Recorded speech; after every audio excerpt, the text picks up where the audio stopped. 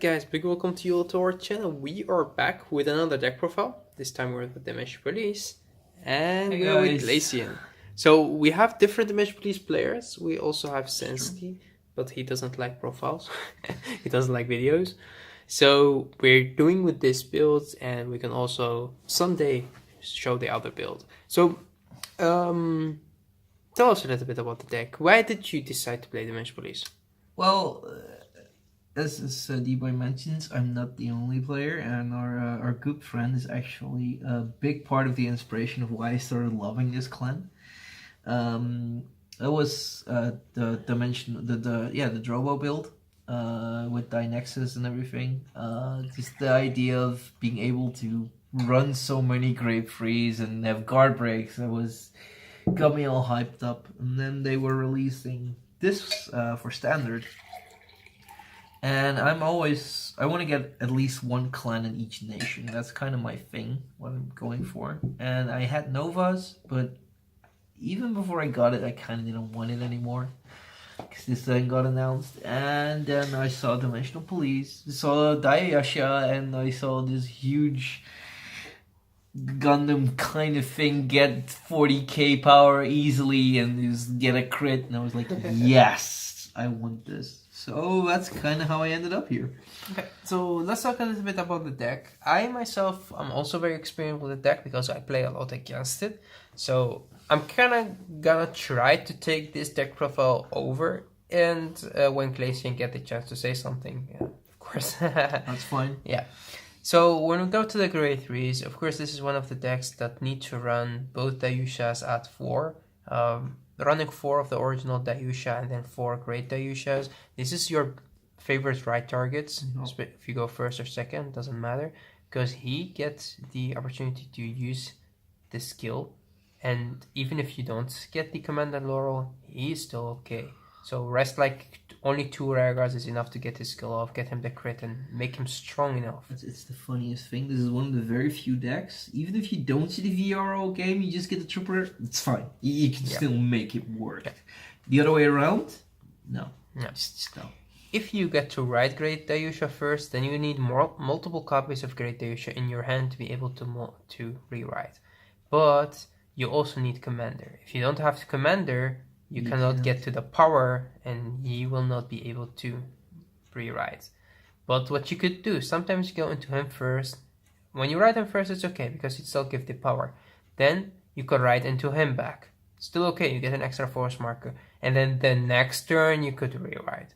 The rewriting is not the best thing that you do in this deck. The power and the crit that you get from these two are the thing that destroys your opponent. Also, when you get the opportunity to rewrite, sometimes you give the second force marker to one of your Regars, and because of him, the Regars become very strong, like 40, 60, something become a lot stronger.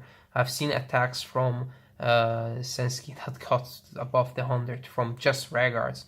So you can make a lot of strong stuff with this deck. It's a powerhouse deck, and I love it.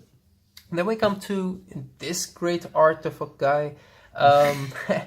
This is definitely not a reprint, it's a new card. This card is really good, especially and only if you have him as a Vanguard. He does nothing other as a Vanguard. He doesn't have a force marker. That's the reason you only run 2, because you don't want to see him a lot. Yeah, you don't want to ride him. If you ride him, the whole deck collapses actually, because you can't rewrite. Even with this, you can't really get the power. You're losing a lot just to be able to try to make a... It's horrible. Yeah. If you have him as a rear guard, when your finger is above 30, which is really easy. Yep. He got the extra 5k in a crit. Even in premium, this is a very good card. We go to the grade 2 lineup. We're 4 copies of Die Dragon, because it's a solid card. Just Soul Blast to get the power. The same with Die Brave. And then he get the extra 5k to the Vanguard. And if your finger is above 30 again, I think. Yeah. No. No, 35. He's 35. He's 35, yeah. When he's above 35, you get an extra 10k. It's the easy 20k attacker, but most of the time he will become 30, and then with a force mark could even become 40, which is very strong. This is, let's say, a mini Die Dragon. Cosmic Break, on the other hand, is Counterblast 1 to give him and the Vanguard an extra 5k. It's just good to have him out there. Normally, you don't really use your Counterblast too much. The only card that uses is actually a Commander. There is no other card that uses in this deck. The Rewrite uses it, One Commander Counterblast, uses it, and that's it. That's actually the only one. So it's fine to use them. Yeah. And the thing is, it's only on plays. It's not once per turn, as with his ability. So sometimes you place him, just get the power off. Also, sometimes it's nice to get his skull off if you're on grade 2, if you really want to go to Commander. Yeah. So that would make a very strong Vanguard as well. Next card that we play is a card from Pale Moon. He got the passport and he was able to transfer from the Dark Zone to the other nation. And that's why he's in this deck. He's just a fugitive and he wanted to make some plays. So, of course, this card get the ability whenever you have a grade 3 as your Vanguard, get an extra 10k when you guard with it. So because of him, you can more easily throw down cards out of your hand without having to worry about shield, and that helps Laurel do his thing. So it balances. So talking about Laurel, of course, playing at 4. The card is impressive in any format that it goes in. Remember, guys, that this new Commander Laurel is not bound to 1 if you're playing Premium. If you play in Premium, you can play 4 copies of him if you want to. Only the old Commander Laurel is up to 1. So you can still play 3 of him and 1 of the old, or just 4 copies of him. He's so good. Yep. His skill, of course, if you don't know, just Counterblast 1, rest 4, and then your Vanguard get an extra crit, and his power is doubled. Doesn't have to be the Vanguard. He gets to choose a unit. Yeah. You can even give it to a Rare Guard. Yeah. But in the most situation, you'll power up your Vanguard to be able to get him to the power of course. 45 too. Of course, but it does lead to these crazy plays where your opponent has 4 damage and suddenly he has a Vanguard and a 40k rear guard with a crit to worry about even before the drive check starts. And most of your rear guards, like if you have him as a rear guard, sometimes you even have 2 copies of him out there. And your opponent would have to guard like the Vanguard, and then you rewrite. They think, oh, maybe I could take this one. They could take this one. Then they have to go with 2 rear guards, which are very strong and have a crit by just themselves. If you're anywhere near the 4 damage against this deck, it's fatality zone because everything gets crits. And if you're at 1 damage and you decide to take him, especially if you use his ability, he's already hitting for 3 damage. You get 1 crit, it's game over already. It's terrible. It can be terrifying real quick. The deck has a lot of power. Let's move on to the other great ones because they are also really good. We got Diebrave and Dragon.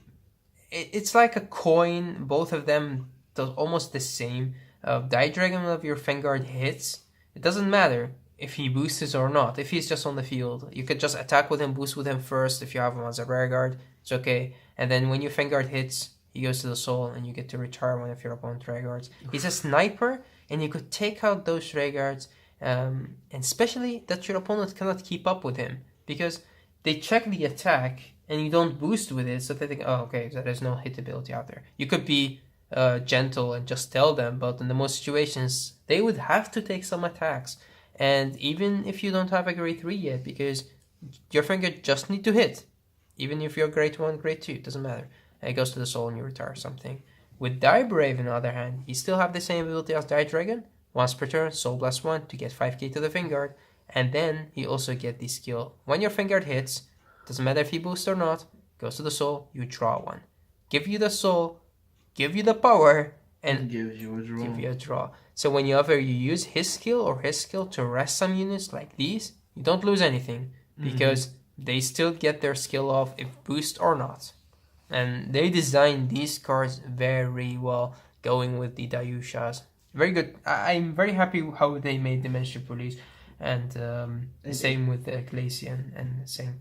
Yeah, really, it's a very well designed clan. It's actually the first one since the reboot that I actually enjoyed playing. The other ones felt a bit short for me. Even Tachi wasn't that great standard, and I invested more into premium. But this, I actually planned on getting this set and finishing my premium deck first, but I fell in love with the standard deck and I prioritized that. Also, whenever you play this deck, you do feel the power that is coming off the deck, and it's really puts you in a situation when you like to play the game even more. Sometimes your drive check falls short, it's okay. At least as long as you get your grade 3s, you're good.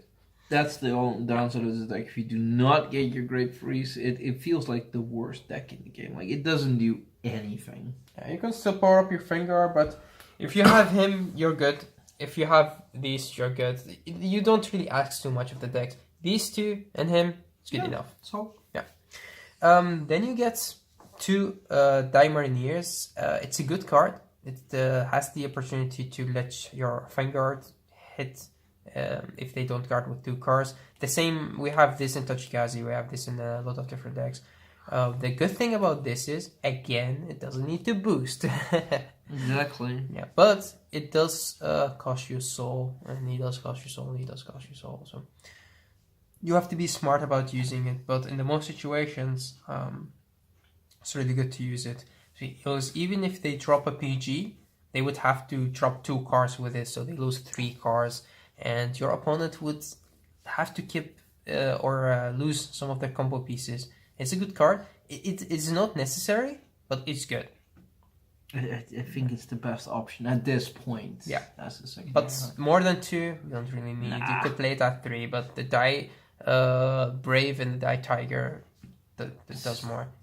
Yeah. And if you really want to put an extra card, you could also put an extra grade 2 in here. That could work as well. But this is, in my opinion, a very good build. When we go to the trigger lineup, of course you play the 4 heal, as this deck could easily go to the late game. It's a 20k shield as well, it's good.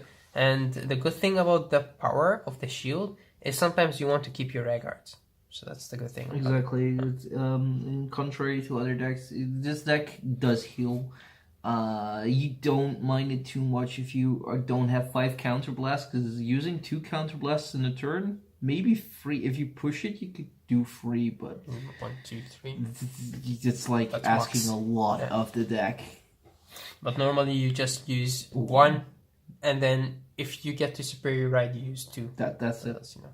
But you also don't get the opportunity to counter charge on this deck. There's no card that counter charges. So the heal does help you out to do the counter charge. Exactly. 6 on 6 is the most stable build. You could play 4 on 8, or you could play 4 on 8. It doesn't matter. You can play 6 on 5 or 7 on 5. I mean, I prefer the 6 draws because of.